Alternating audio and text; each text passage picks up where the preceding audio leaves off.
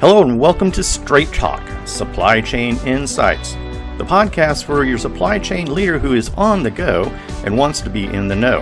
And now, your host, Lora Cecere. Welcome to Straight Talk with Supply Chain Insights. My name is Lora Cecere. I'm the founder of Supply Chain Insights, and this podcast is designed for the supply chain leader who's on the go but wants to stay in the know. Today I'm interviewing Christine Barnhart. Christine works for GT Nexus, which is now part of Infor, and today we're going to talk about Supply Chain 2030 as we get ready for the Global Summit. And Christine, you've been to the Global Summit before, but tell the group a little bit about yourself just to get us started. Absolutely. Thanks, Laura. My background is actually as a supply chain practitioner. So I spent 12 years at Whirlpool, very much in traditional engineering type roles, which is my educational background. Was really lucky to then move into product design and get some experience on the quality and working with suppliers, which made it much easier, I think, for me to transition to Mead Johnson Nutrition infant formula in terms of supply chain. So I already had kind of started to leave traditional engineering and move more into supply chain and understood the importance of suppliers and, collaboration and whatnot. And then I left there and went to a company called Berry Global, where I was really lucky to put all that diverse background into practice in helping to lead supply chain transformation for them before I transitioned last year to Infor as part of the Infor Nexus group, specifically really trying to bring more of the voice of the customer from a manufacturing standpoint into our business. Well, Christine, what is it like to move from a manufacturing role in supply chain to working for a major software company? How's that different? It's crazy different. And I think there's a lot from that the two kind of groups can learn from each other. Manufacturing tends to move very slow. They have very regimented processes and methodologies, which can be really frustrating when you're in that segment. And I think on the other side, on the software side, less rigid frameworks, a lot more ambiguity, but probably could still learn and apply like some of those stage gates to make things a little bit more predictable in terms of what the roadmap looks like for the future. So, I mean, that's, for me, it's been interesting to be on both sides and try to see how we can learn from each other. And let's talk about GT Nexus. I feel really fortunate GT Nexus has been part of the network of networks and you've been working on it. What does GT Nexus do for those that haven't heard of GT Nexus, and what are you excited about that you're working on? Yeah, so, I think it is really exciting for me. I was exposed to GT Nexus when I was at Berry as part of the network of networks.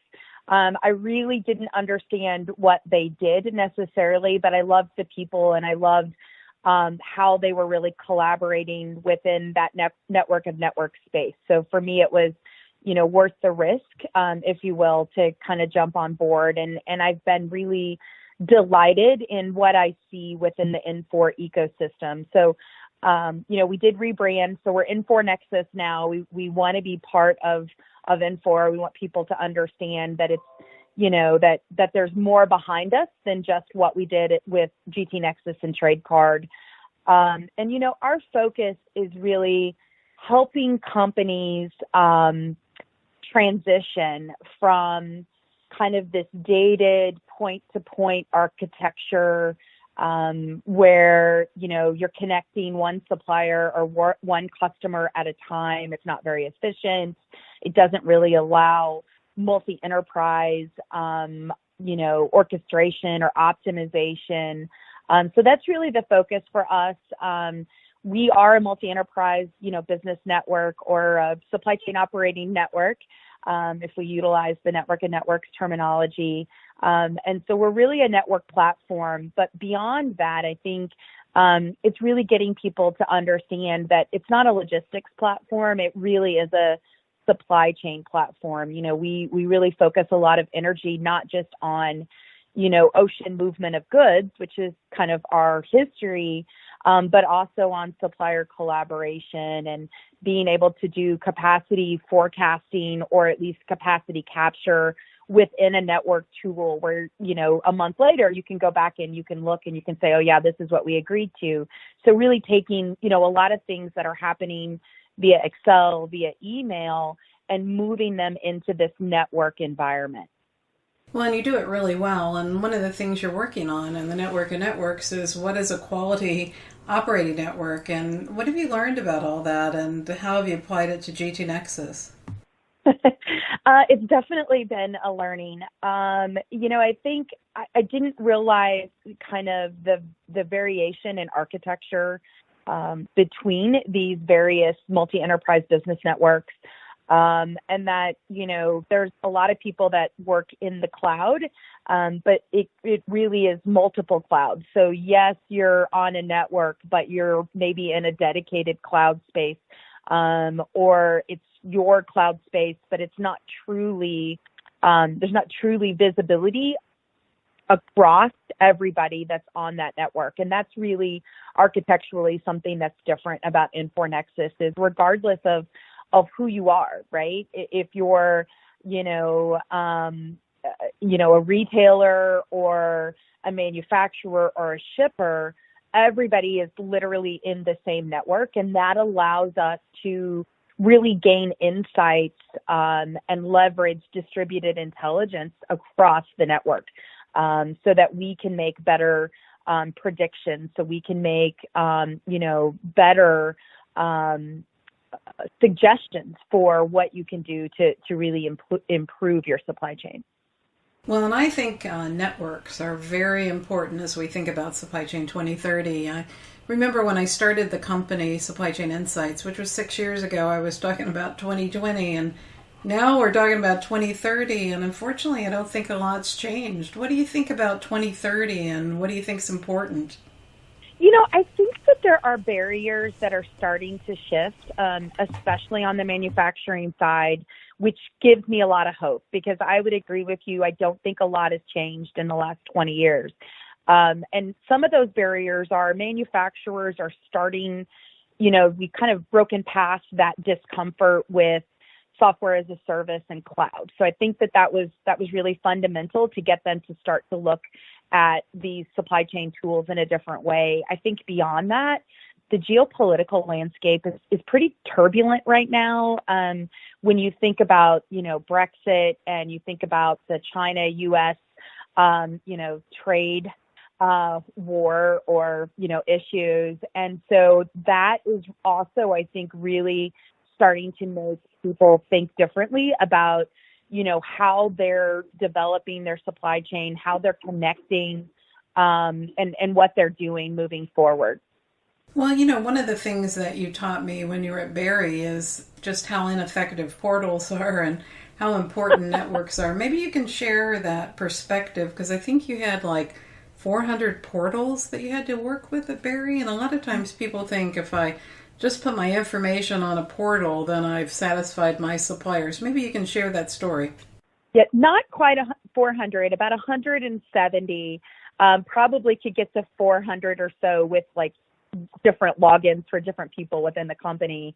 But it's interesting within the Infor Nexus context, we talk about YAP, which is yet another portal.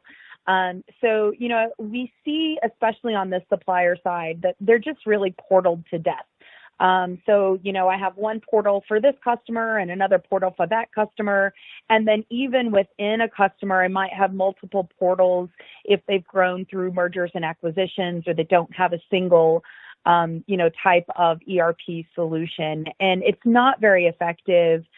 People are doing a lot of swivel chair, right? So I look it up in my system and then I plug it into your portal. And then even beyond that, one of the things we saw when I was at Berry is we were required to be on their portal, but then they still expected us to send information, via email because they didn't trust what was going into the portal. And so, it just adds a lot of inefficiency. As well as I do, every time you keystroke something, there's an opportunity for an error. The data is very latent. It's probably only being updated, once a week, maybe once a month, or it's only being updated when you call me and ask me about it because I have so many portals, I haven't gotten around to it. And I think that's really what Infor Nexus strives to break, is that paradigm, right? We're connecting you to the network, your systems to the network, so that, we can really start to reduce that data latency and really help you make more real-time decisions, which, is really valuable as fast as everything is changing in the ecosystem today. I love the term swivel chair. I think about portals as dead-end streets, so I guess it's a swivel chair dead-end street, huh? Yeah, it is.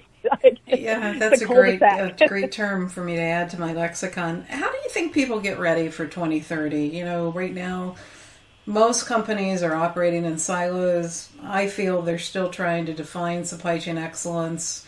We're in the middle of upgrading enterprise systems, but I'm shocked at how few people have actually automated networks. What's your perspective, and how do we get ready? Yeah, honestly, I think for me is doing the network first is really fundamental. A lot of people immediately jump to a new ERP or a new supply chain planning tool. And in that context, you're still only sub-optimizing the part that's within your control, within your enterprise. And you're not gaining that rich data from your trading partners, right? So you're basically optimizing on bad data. So I think, moving to the network first is really fundamental. And one of the things that we've seen, and I saw this when I was at Berry, when I was at Mead Johnson, is the data generally is not very good until you're utilizing it to make a decision. And so by moving to the network first, you start to really improve your transactional data because it highlights it. It brings it to the surface when there are issues with it.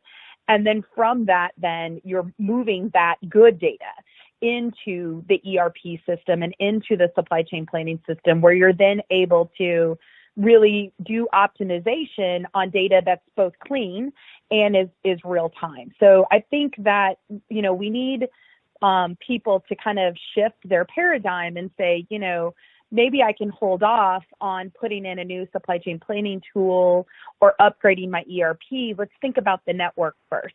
And then that allows me to start to really consume data from my suppliers, from my, transportation providers, from my customers, and really leverage that moving forward.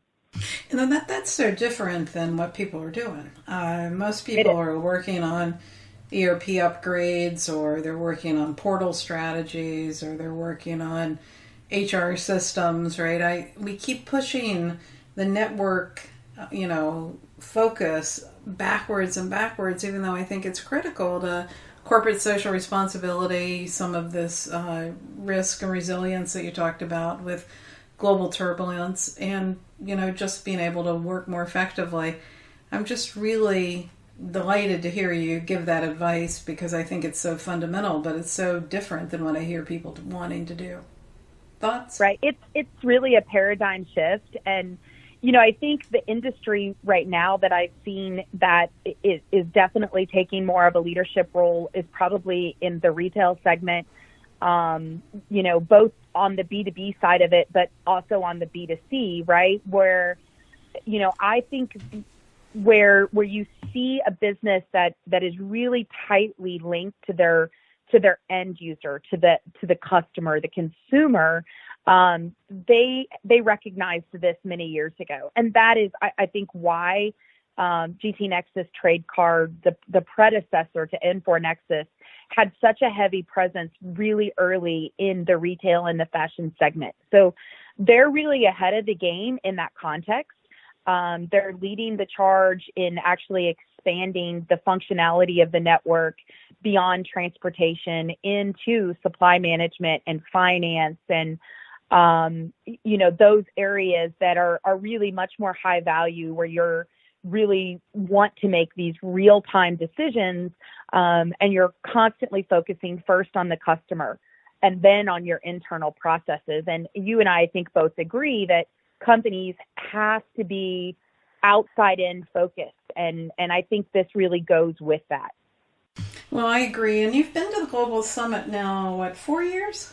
3 or 4, something like that, yeah. Yeah, what would you recommend for people that are planning to come? Tell the group a little bit about the summit and what to look for and how to take advantage of it.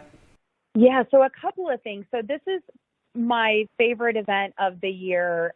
It's much more personal, much more intimate than some of the other big supply chain conferences. A lot more ability to really interact with other, leaders, with other, software manufacturers, tool providers, things of that nature, and really develop, meaningful relationships and have, really, really great conversations. So for me, I think that's what I enjoyed the most about this conference. You always have excellent presenters. It's always really thought-provoking. And for the women in supply chain, you do a really great women in supply chain dinner, which I always love. I mean, I'm grateful for my male compatriots, but it's really great to have that time with some of my peers that have, we tend to be the minority, right? And so it's really great to have that. And then you always do really awesome, kind of cultural things that tie into the theme of the conference in whatever city you're in. And for me, those are the things I really remember. Last year in Philadelphia, really that spirit of innovation was really wonderful. I think this year in Chicago, being with the UI Labs and they have such a great pedigree in innovation and advanced manufacturing that I really think it'll be a great backdrop for the conference. We've got a couple of things that people have the option to go to. One is the combination of the Dow Digital Center, where Dow's created a digital innovation center, and then they get to tour MXD, which is the new branding of the UI Labs. And then the second thing is, because building supply chains, I think, is a lot like city planning, we're going to tour the architecture of Chicago and look how Chicago grew up, what the drivers were, how it changed over time. It's a river cruise where people look at the architecture and they look at kind of city infrastructure, that stuff that's below the surface that we really don't know about. Because I think it's a good metaphor for what we're going to do. And then on one night, we're going to break into groups and we're going to imagine Supply Chain 2030 with a visual artist with this kind of as a background, and hopefully get some great visual representations of group insights into Supply Chain 2030 so people have some great stuff to take home. So I'm excited about the program, and I'm excited to see you there. I am super excited. It can't get here soon enough. Alrighty. Until next time, thank you, Christine, and thank you for all your help on the Network of Networks. And GT Nexus is one of the most robust supply chain operating networks that I know of. So if you're coming to the conference, be sure to check out the conversation with Christine on the digital webinar page that we've got on the site, and we look forward to seeing you there. Thanks, Christine. Thanks, Laura. Bye now.